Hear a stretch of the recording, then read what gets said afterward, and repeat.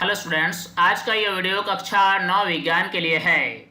यह वीडियो विज्ञान का अध्याय 3 अर्थात परमाणु एवं अणु से संबंधित है। इस वीडियो में अभ्यास के अंदर दिए गए सारे प्रश्नों को हम बारीकी से समझेंगे और उन सारे प्रश्नों का उत्तर लिखेंगे। इसलिए यह वीडियो आपके लिए बहुत ही हेल्पफुल होने वाली है। इस वीडियो को आप लास्ट तक जरूर देखें। आइए वीडियो हम शुरू करते हैं। 0.24 ग्राम ऑक्सीजन एवं बोरन युक्त यौगिक के नमूने में विश्लेषण द्वारा पाया गया कि उसमें 0.096 ग्राम बोरन एवं 0.144 ग्राम ऑक्सीजन है। उस यौगिक के प्रतिशत संघटन का भारात्मक रूप में परिकलन कीजिए। प्रश्न में एक यौगिक का उल्लेख किया गया है जो ऑक्सीजन और बोरन का यौगिक है। इस यौगिक के 0.24 ग्राम नमूने लेकर परीक्षण किया गया और इसमें पाया गया कि इसमें 0.096 ग्राम बोरन है और 0.144 ग्राम ऑक्सीजन है। हमें इस यौगिक में बोरन का प्रतिशत निकालना है और ऑक्सीजन का भी प्रतिशत निकालना है उसके भार के अनुसार।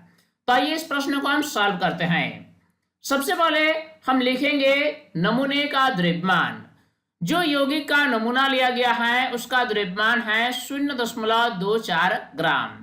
इस नमूने में ऑक्सीजन का द्रव्यमान है 0.144 ग्राम और बोरन का द्रव्यमान है 0.096 ग्राम। अब हम निकालेंगे ऑक्सीजन का प्रतिशत। ऑक्सीजन का प्रतिशत बराबर होगा ऑक्सीजन का द्रव्यमान बटा नमूने का द्रव्यमान गुना 100। इस नमूने में ऑक्सीजन का द्रव्यमान है 0.144 ग्राम और नमूने का द्रव्यमान है 0.24 ग्राम गुना 100। इस प्रकार इसका मान आएगा 60%, यानी उस यौगिक में ऑक्सीजन का प्रतिशत भार के अनुसार 60% है। इसी प्रकार हम बोरन का प्रतिशत भी निकालेंगे। यह बराबर होगा बोरन का द्रव्यमान बटा नमूने का द्रव्यमान गुना 100। इस नमूने में बोरन का द्रव्यमान है 0.096 ग्राम और नमूने का द्रव्यमान है 0.24 ग्राम गुना 100 बराबर इसका मान होगा 40%।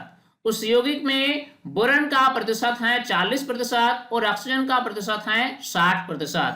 इस प्रकार इस प्रश्न का जवाब पूरा हुआ। अब हम अगला प्रश्न देखेंगे। 3 ग्राम कार्बन 8 ग्राम ऑक्सीजन में जलकर 11 ग्राम कार्बन डाइऑक्साइड निर्मित करता है। जब 3 ग्राम कार्बन को 50 ग्राम ऑक्सीजन में जलाएंगे तो कितने ग्राम कार्बन डाइऑक्साइड का निर्माण होगा? आपका उत्तर रासायनिक संयोजन के किस नियम पर आधारित होगा? प्रश्न में यह दिया गया है कि जब हम 3 ग्राम कार्बन को 8 ग्राम ऑक्सीजन के साथ जलाते हैं तो हमें 11 ग्राम कार्बन डाइऑक्साइड प्राप्त होता है। अगला यह दिया गया है कि जब 3 ग्राम कार्बन को 50 ग्राम ऑक्सीजन में जलाएंगे तो हमें कितने ग्राम कार्बन डाइऑक्साइड प्राप्त होगा? हमारा उत्तर रासायनिक संयोजन के किस नियम पर आधारित है यह भी हमें लिखना है। तो आइए इस प्रश्न को हम सॉल्व करते हैं। सबसे पहले हमें यह देखना है कि कार्बन और ऑक्सीजन आपस में अभिक्रिया कैसे करता है। कार्बन और ऑक्सीजन आपस में अभिक्रिया करके कार्बन डाइऑक्साइड गैस बनाता है। कार्बन का एक परमाणु ऑक्सीजन के एक अणु के साथ अभिक्रिया करके कार्बन डाइऑक्साइड के एक अणु का निर्माण करता है। अगर हम कार्बन के मोलर द्रव्यमान की बात करें तो यह है 12 ग्राम और ऑक्सीजन का मोलर द्रव्यमान है 32 ग्राम। कहने का मतलब यह हुआ कि 12 ग्राम कार्बन 32 ग्राम ऑक्सीजन के साथ पूर्ण रूप से अभिक्रिया करके बनाता है कार्बन डाइऑक्साइड गैस और इस गैस का द्रव्यमान होता है 44 ग्राम, क्योंकि कार्बन डाइऑक्साइड का मोलर द्रव्यमान 44 ग्राम है। कहने का मतलब यह हुआ कि कार्बन का 12 ग्राम ऑक्सीजन के 32 ग्राम के साथ पूर्ण रूप से अभिक्रिया करके 44 ग्राम कार्बन डाइऑक्साइड बनाता है। इसीलिए अब हम लिख सकते हैं कार्बन और ऑक्सीजन के भार का अनुपात जो होगा कार्बन डाइऑक्साइड में वह होगा 12:32 यानी 3:8। अर्थात हम लिख सकते हैं 3 ग्राम कार्बन 8 ग्राम ऑक्सीजन के साथ संयोग करके 11 ग्राम कार्बन डाइऑक्साइड बनाएगा। जब 3 ग्राम कार्बन को 50 ग्राम ऑक्सीजन में जलाएंगे तो भी यह केवल 8 ग्राम ऑक्सीजन के साथ संयोग करेगा और 11 ग्राम कार्बन डाइऑक्साइड बनाएगा। कार्बन और ऑक्सीजन एक निश्चित अनुपात में अभिक्रिया करके कार्बन डाइऑक्साइड गैस बनाता है। इस परिस्थिति में जब हम 3 ग्राम कार्बन को 50 ग्राम ऑक्सीजन के साथ जलाएंगे तो हम पाएंगे कि यह 3 ग्राम कार्बन केवल 8 ग्राम ऑक्सीजन के साथ ही संयोग करेगा और 11 ग्राम कार्बन डाइऑक्साइड बनाएगा, जबकि 42 ग्राम ऑक्सीजन शेष बचा रहेगा। यह उत्तर स्थिर अनुपात के नियम पर आधारित है। यह नियम ये कहता है कि कोई भी यौगिक में तत्वों की जो अनुपात होती है वह स्थिर होती है। जैसे कार्बन डाइऑक्साइड में 3 ग्राम कार्बन 8 ग्राम ऑक्सीजन के साथ मिलकर ही यौगिक को बनाती है। अब हम आगे बढ़ेंगे और अगला प्रश्न देखेंगे। बहुपरमाणुक आयन क्या होते हैं? उदाहरण दीजिए। इस प्रश्न का उत्तर लिखेंगे, परमाणुओं का ऐसा समूह जिन पर नेट आवेश विद्यमान हो उसे बहुपरमाणुक आयन कहते हैं। परमाणुओं का एक समूह होता है जो कि आपस में जुड़ा हुआ होता है रासायनिक बंधन द्वारा। इस समूह का एक नेट आवेश होता है। परमाणुओं के ऐसे समूह को ही बहुपरमाणुक आयन कहा जाता है। अगर हम उदाहरण की बात करें तो फॉस्फेट आयन जिसका सूत्र है PO4 -, इसी प्रकार सल्फेट आयन यानी SO4 कार्बोनेट आयन CO3 ये सारे बहुपरमाणुक आयन के उदाहरण हैं। अब हम आगे बढ़ेंगे और देखेंगे नेक्स्ट क्वेश्चन। निम्नलिखित के रासायनिक सूत्र लिखिए। प्रश्न में दिया गया है magnesium chloride, calcium chloride, copper nitrate, aluminium chloride और कैल्शियम कार्बोनेट। इन सारे यौगिकों का रासायनिक सूत्र हमें लिखना है। इस प्रश्न का उत्तर लिखेंगे। मैग्नीशियम क्लोराइड का सूत्र है MgCl2, कैल्शियम क्लोराइड का CaCl2, कॉपर नाइट्रेट का CuNO3, एल्युमिनियम क्लोराइड का AlCl3, कैल्शियम कार्बोनेट का CaCO3। अब हम अगला प्रश्न देखेंगे। निम्नलिखित यौगिकों में विद्यमान तत्वों का नाम दीजिए। प्रश्न है बूझा हुआ चूना। इसका उत्तर लिखेंगे। इसका रासायनिक नाम कैल्शियम हाइड्रोक्साइड है तथा रासायनिक सूत्र CaOH2 है। इस यौगिक में विद्यमान तत्व है कैल्शियम, ऑक्सीजन और हाइड्रोजन। इसी प्रकार अगला यौगिक का नाम है हाइड्रोजन ब्रोमाइड। इसका रासायनिक सूत्र HBr है। इस यौगिक में विद्यमान तत्व है हाइड्रोजन और ब्रोमीन। अगला यौगिक का नाम दिया गया है बेकिंग पाउडर अर्थात खाने वाला सोडा। इसका रासायनिक नाम सोडियम बाइकार्बोनेट है और इसका रासायनिक सूत्र NaHCO3 है। इस यौगिक में विद्यमान तत्व है सोडियम, हाइड्रोजन, कार्बन और ऑक्सीजन। अगला है पोटेशियम सल्फेट। इसका रासायनिक सूत्र K2SO4 है। इस यौगिक में विद्यमान तत्व है पोटेशियम, सल्फर और ऑक्सीजन। अब हम आगे बढ़ेंगे और देखेंगे प्रश्न संख्या 6। निम्नलिखित पदार्थों के मोलर द्रव्यमान का परिकलन कीजिए। दिया गया है एथाइन जिसका रासायनिक सूत्र है C2H2। इस यौगिक का हम मोलर द्रव्यमान निकालेंगे। एथाइन के एक अणु में कार्बन के 2 परमाणु और हाइड्रोजन के 2 परमाणु होते हैं। कार्बन का मोलर द्रव्यमान 12 ग्राम होता है। इससे हम 2 से मल्टीप्लाई करेंगे क्योंकि एथाइन के एक अणु में कार्बन के 2 परमाणु पाए जाते हैं। प्लस का चिन्ह लगाएंगे। हाइड्रोजन का मोलर द्रव्यमान 1 ग्राम होता है, इससे हम 2 से मल्टीप्लाई करेंगे क्योंकि एथाइन के एक अणु में हाइड्रोजन के 2 परमाणु होते हैं। बराबर का चिन्ह लगाएंगे। 12 गुना 2 यानी 24 ग्राम प्लस 1 गुना 2 यानी 2 ग्राम बराबर होगा 26 ग्राम। एथाइन का मोलर द्रव्यमान निकला 26 ग्राम। अगला यौगिक है सल्फर अणु, जिसका सूत्र है S8, अर्थात सल्फर के एक अणु में सल्फर के 8 परमाणु होते हैं। इसका हमें मोलर द्रव्यमान निकालना है। सल्फर परमाणु का मोलर द्रव्यमान 32 ग्राम होता है। इससे हमें 8 से गुना करना है क्योंकि सल्फर के एक अणु में सल्फर के 8 परमाणु होते हैं, बराबर होगा 256 ग्राम। प्रश्न सी है फास्फोरस अणु, जिसका सूत्र है P4, अर्थात फास्फोरस के एक अणु में फास्फोरस के 4 परमाणु होते हैं। प्रश्न में दिया गया है फास्फोरस का परमाणु द्रव्यमान 31 है। अब हमें फास्फोरस अणु का मोलर द्रव्यमान निकालना है। मोलर द्रव्यमान बराबर हम निकालेंगे 31 ग्राम गुना 4, क्योंकि फास्फोरस के एक अणु में फास्फोरस के 4 परमाणु होते हैं, बराबर यह होगा 124 ग्राम। प्रश्न डी है हाइड्रोक्लोरिक अम्ल, जिसका रासायनिक सूत्र है HCl। इसका मोलर द्रव्यमान हमें निकालना है। हाइड्रोजन परमाणु का मोलर द्रव्यमान 1 ग्राम होता है और क्लोरीन परमाणु का मोलर द्रव्यमान 35.5 ग्राम होता है। इसलिए हाइड्रोक्लोरिक अम्ल का मोलर द्रव्यमान होगा 36.5 ग्राम। अगला यौगिक है नाइट्रिक अम्ल, जिसका रासायनिक सूत्र है HNO3। इसके एक अणु में हाइड्रोजन के 1 परमाणु, नाइट्रोजन के 1 परमाणु तथा ऑक्सीजन के 3 परमाणु होते हैं। इसका मोलर द्रव्यमान अब हम निकालेंगे।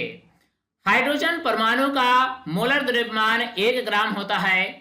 नाइट्रोजन परमाणु का मोलर द्रव्यमान 14 ग्राम, जबकि ऑक्सीजन परमाणु का मोलर द्रव्यमान 16 ग्राम होता है। 16 ग्राम को हमें 3 से मल्टीप्लाई करना है क्योंकि नाइट्रिक अम्ल के एक अणु में ऑक्सीजन के 3 परमाणु होते हैं। बराबर का चिन्ह देंगे, लिखेंगे 1 ग्राम प्लस 14 ग्राम प्लस 48 ग्राम बराबर मोलर द्रव्यमान होगा 63 ग्राम। नाइट्रिक अम्ल का मोलर द्रव्यमान निकला 63 ग्राम। अब देखेंगे प्रश्न संख्या 7। निम्न का द्रव्यमान क्या होगा? दिया गया है 1 मोल नाइट्रोजन परमाणु। 1 मोल नाइट्रोजन परमाणु का द्रव्यमान क्या होगा, यह हमें निकालना है। उत्तर लिखेंगे। चूंकि हम जानते हैं नाइट्रोजन परमाणु का द्रव्यमान होता है 14U, इसीलिए 1 मोल नाइट्रोजन परमाणु का द्रव्यमान होगा 14 ग्राम। 4 मोल एल्युमिनियम परमाणु का द्रव्यमान कितना होगा? प्रश्न में दिया गया है एल्युमिनियम का परमाणु द्रव्यमान 27U है, अतः हम लिख सकते हैं 1 मोल एल्युमिनियम परमाणु का द्रव्यमान होगा 27 ग्राम। अतः 4 मोल एल्युमिनियम परमाणु का द्रव्यमान होगा 4 गुना 27 ग्राम बराबर 108 ग्राम। अब हमें निकालना है 10 मोल सोडियम सल्फाइड का द्रव्यमान। सोडियम सल्फाइड का रासायनिक सूत्र होता है Na2SO3, अर्थात इसके एक अणु में सोडियम के 2 परमाणु, सल्फर के 1 परमाणु तथा ऑक्सीजन के 3 परमाणु होते हैं। इसलिए सबसे पहले अब हम 1 मोल सोडियम सल्फाइड का द्रव्यमान निकालेंगे। सोडियम के 1 परमाणु का द्रव्यमान 23U होता है, इसलिए सोडियम के 1 मोल का द्रव्यमान होगा 23 ग्राम। इससे हमें 2 से मल्टीप्लाई करना होगा क्योंकि सोडियम सल्फाइड के अणु में सोडियम के 2 परमाणु होते हैं। प्लस का चिन्ह देंगे। सल्फर का 1 मोल का द्रव्यमान होगा 32 ग्राम। इससे हमें 1 से गुना करना है क्योंकि सोडियम सल्फाइड के एक अणु में सल्फर के केवल एक ही परमाणु होते हैं। प्लस का चिन्ह लगाएंगे। ऑक्सीजन परमाणु के एक मोल का द्रव्यमान 16 ग्राम होता है। इससे हमें 3 से मल्टीप्लाई करना है, क्योंकि सोडियम सल्फाइड के एक अणु में ऑक्सीजन के 3 परमाणु होते हैं। अब हम बराबर का चिन्ह लगाएंगे। 23 गुना 2 यानी 46, प्लस का चिन्ह देंगे। 32 गुना 1 अर्थात 32, प्लस का चिन्ह 16 गुना 3 यानी 48, बराबर होगा यह 126 ग्राम। अर्थात हम कह सकते हैं कि 1 मोल सोडियम सल्फाइड का द्रव्यमान 126 ग्राम होगा। इसलिए 10 मोल का द्रव्यमान होगा 10 गुना 126 ग्राम, अर्थात 1260 ग्राम होगा। अगला प्रश्न है, मोल में परिवर्तित कीजिए। दिया गया है 12 ग्राम ऑक्सीजन गैस। सबसे पहले हम लिखेंगे ऑक्सीजन का परमाणु द्रव्यमान। ऑक्सीजन का परमाणु द्रव्यमान 16 U होता है। इसीलिए ऑक्सीजन अर्थात O2 का आणविक द्रव्यमान 32 U होगा, क्योंकि O2 में ऑक्सीजन के 2 परमाणु होते हैं। अब हम आगे बढ़ेंगे और लिखेंगे 1 मोल ऑक्सीजन गैस का द्रव्यमान बराबर 32 ग्राम। चूंकि ऑक्सीजन का आणविक द्रव्यमान 32 U होता है, इसलिए 1 मोल ऑक्सीजन गैस का द्रव्यमान 32 ग्राम होगा। अब हम मोलों की संख्या निकालेंगे। मोलों की संख्या बराबर पदार्थ का द्रव्यमान बटा मोलर द्रव्यमान। प्रश्न में पदार्थ का द्रव्यमान 12 ग्राम दिया गया है और ऑक्सीजन गैस का मोलर द्रव्यमान 32 ग्राम है। इसलिए इस प्रश्न का जवाब होगा, मोलों की संख्या होगी 0.375। अगला दिया गया है 20 ग्राम जल। 20 ग्राम जल में मोलों की संख्या कितनी होगी? सबसे पहले हम लिखेंगे जल यानी H2O का आणविक द्रव्यमान, यह कितना होगा? हाइड्रोजन परमाणु का द्रव्यमान 1 होता है। इससे हमें 2 से गुना करना है, क्योंकि जल के एक अणु में हाइड्रोजन के 2 परमाणु होते हैं। प्लस का चिन्ह लगाएंगे। ऑक्सीजन परमाणु का द्रव्यमान 16 होता है, बराबर हम लिखेंगे 1 गुना 2 यानी 2 प्लस 16। इस प्रकार जल का आणविक द्रव्यमान निकला 18 U। अतः लिखा जा सकता है 1 मोल जल का द्रव्यमान बराबर 18 ग्राम। चूंकि जल का आणविक द्रव्यमान 18 U है, इसलिए 1 मोल जल का द्रव्यमान 18 ग्राम होगा। अब हम मोलों की संख्या निकालेंगे। मोलों की संख्या बराबर पदार्थ का द्रव्यमान बटा मोलर द्रव्यमान। प्रश्न में पदार्थ का द्रव्यमान 20 ग्राम दिया गया है और जल का मोलर द्रव्यमान हमने कैलकुलेट किया 18 ग्राम, इसलिए मोलों की संख्या होगी 1.11। प्रश्न C में हमें निकालना है 22 ग्राम कार्बन डाइऑक्साइड में मोलों की संख्या कितनी होगी? सबसे पहले हम लिखेंगे CO2 का आणविक द्रव्यमान यानी कार्बन डाइऑक्साइड का आणविक द्रव्यमान। CO2 के एक अणु में कार्बन के 1 परमाणु और ऑक्सीजन के 2 परमाणु होते हैं, इसलिए बराबर हम लिखेंगे कार्बन परमाणु का द्रव्यमान होता है 12 प्लस ऑक्सीजन परमाणु का द्रव्यमान होता है 16, जिससे हमें 2 से मल्टीप्लाई करना है, क्योंकि CO2 में ऑक्सीजन के 2 परमाणु होते हैं। बराबर हम लिखेंगे 12 प्लस 32 यानी इसका मान होगा 44 U। CO2 का आणविक द्रव्यमान 44 U निकला। अतः हम लिख सकते हैं 1 मोल CO2 का द्रव्यमान बराबर 44 ग्राम। इसलिए मोलों की संख्या बराबर होगी पदार्थ का द्रव्यमान बटा मोलर द्रव्यमान। प्रश्न में पदार्थ का द्रव्यमान 22 ग्राम दिया गया है और कार्बन डाइऑक्साइड का मोलर द्रव्यमान हमने निकाला 44 ग्राम, इसलिए इसका मान होगा 0.5। अर्थात प्रश्न में जो मात्रा दिया गया है 22 ग्राम कार्बन डाइऑक्साइड में कितनी मोल होंगी, तो उसका जवाब होगा 0.5 मोल। अब प्रश्न संख्या 9, निम्न का द्रव्यमान क्या होगा? दिया गया है 0.2 मोल ऑक्सीजन परमाणु। इस प्रश्न को हल करेंगे। सबसे पहले हम लिखेंगे ऑक्सीजन परमाणु का द्रव्यमान बराबर 16 U। इसलिए 1 मोल ऑक्सीजन परमाणु का द्रव्यमान 16 ग्राम होगा। इसलिए 0.2 मोल ऑक्सीजन परमाणु का द्रव्यमान बराबर होगा 0.2 गुना 16 ग्राम, अर्थात इसका मान होगा 3.2 ग्राम। प्रश्न बी है 0.5 मोल जल के अणु का द्रव्यमान क्या होगा। सबसे पहले हम लिखेंगे H2O का आणविक द्रव्यमान बराबर H2O के एक अणु में हाइड्रोजन के 2 परमाणु और ऑक्सीजन के 1 परमाणु होते हैं। हाइड्रोजन परमाणु का द्रव्यमान 1 होता है, जिन्हें हमें 2 से मल्टीप्लाई करना होगा क्योंकि H2O में हाइड्रोजन के 2 परमाणु होते हैं। प्लस का चिन्ह लगाएंगे। ऑक्सीजन परमाणु का द्रव्यमान 16 होता है, इससे हमें 1 से गुना करना है क्योंकि केवल 1 ही परमाणु है ऑक्सीजन का। बराबर का चिन्ह लगाएंगे। 2 + 16 यानी इसका जो मान होगा वह होगा 18 U। H2O का आणविक द्रव्यमान निकला 18 U। इसलिए 1 मोल जल का द्रव्यमान बराबर होगा 18 ग्राम। अब हम निकालेंगे 0.5 मोल जल का द्रव्यमान कितना होगा। ये बराबर होगा 0.5 गुना 18 यानी इसका मान होगा 9 ग्राम। 0.5 मोल जल का द्रव्यमान 9 ग्राम होगा। अब हम आगे बढ़ेंगे और देखेंगे प्रश्न संख्या 10। इसमें पूछा गया है 16 ग्राम ठोस सल्फर में सल्फर के अणुओं की संख्या का परिकलन कीजिए। ठोस सल्फर का जो अणु होता है, इसके एक अणु में सल्फर के 8 परमाणु होते हैं।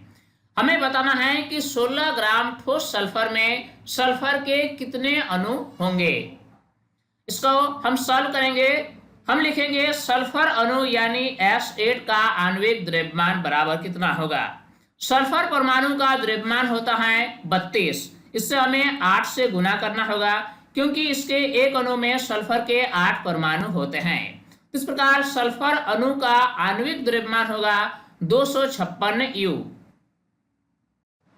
अतः हम लिख सकते हैं सल्फर अणु का मोलर द्रव्यमान बराबर 256 ग्राम। चूंकि इसका आणविक द्रव्यमान 256 U है, इसलिए इसका मोलर द्रव्यमान ग्राम में होगा 256 ग्राम। अब हम निकालेंगे मोलों की संख्या। मोलों की संख्या के लिए सूत्र है पदार्थ का द्रव्यमान बटा मोलर द्रव्यमान। प्रश्न में पदार्थ का द्रव्यमान यानी ठोस सल्फर का द्रव्यमान 16 ग्राम दिया गया है और इसका मोलर द्रव्यमान हमने निकाला 256 ग्राम। इस प्रकार मोलों की संख्या निकली 0.0625। अब हम अणुओं की संख्या निकालेंगे। अणुओं की संख्या बराबर मोलों की संख्या गुना एवोगाद्रो संख्या। मोलों की संख्या जो हमने निकाली वह है 0.0625 और एवोगाद्रो संख्या है 6.022 इंटू 10⁻23। अब इसका जो वैल्यू होगा वह होगा 3.76 इंटू 10⁻22। इसीलिए जो भी नमूना दिया गया है उसमें अणुओं की जो संख्या होगी वह होगी 3.76 इंटू 10⁻22। अब हम अगला प्रश्न देखेंगे। 0.051 ग्राम एल्युमिनियम ऑक्साइड यानी Al2O3 में एल्युमिनियम आयन की संख्या का परिकलन कीजिए। प्रश्न में दिया गया है एल्युमिनियम का परमाणु द्रव्यमान बराबर 27 U। सबसे पहले हम एल्युमिनियम ऑक्साइड का मोलर द्रव्यमान निकालेंगे। एल्युमिनियम ऑक्साइड के एक अणु में एल्युमिनियम के 2 परमाणु और ऑक्सीजन के 3 परमाणु होते हैं। एल्युमिनियम के एक परमाणु का द्रव्यमान 27 होता है। इसको हमें 2 से मल्टीप्लाई करना है क्योंकि इसके अणु में एल्युमिनियम के 2 परमाणु होते हैं। प्लस का चिन्ह लगाएंगे। ऑक्सीजन परमाणु का मोलर द्रव्यमान 16 ग्राम होता है, इससे हमें 3 से मल्टीप्लाई करना होगा क्योंकि एल्युमिनियम ऑक्साइड के अणु में ऑक्सीजन के 3 परमाणु होते हैं। बराबर का चिन्ह लगाएंगे। 27 गुना 2 यानी 54 प्लस 16 गुना 3 यानी 48। इस प्रकार Al2O3 का मोलर द्रव्यमान निकला 102 ग्राम। अब हम मोलों की संख्या निकालेंगे। मोलों की संख्या बराबर होगी पदार्थ का द्रव्यमान बटा मोलर द्रव्यमान। प्रश्न में पदार्थ का द्रव्यमान दिया गया है 0.051 ग्राम और मोलर द्रव्यमान हमने निकाला 102 ग्राम। डिवाइड करने पर हम पाएंगे 0.0005। अब हम अणुओं की संख्या निकालेंगे। अणुओं की संख्या बराबर होगी मोलों की संख्या गुना एवोगाद्रो संख्या। मोलों की संख्या हमने निकाला 0.0005 और एवोगाद्रो संख्या है 6.022 इंटू 10⁻23। मल्टीप्लिकेशन करने पर रिजल्टेंट वैल्यू निकलेगा 3.011 इंटू 10⁻20। अब हम एल्युमिनियम आयन की संख्या निकालेंगे।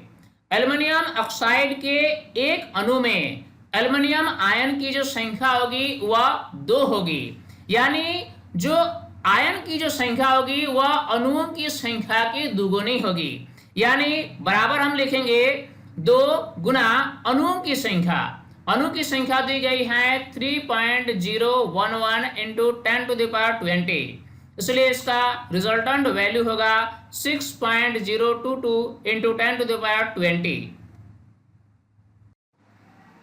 तो स्टूडेंट्स, इस वीडियो के माध्यम से एक्सरसाइज में दिए गए सारे क्वेश्चंस को हमने बारीकी से समझा और उन सारे क्वेश्चंस का आंसर लिखा। उम्मीद करता हूं ये वीडियो आपके लिए बहुत ही महत्वपूर्ण हुई होगी और इस वीडियो से आपने काफी कुछ सीखा होगा।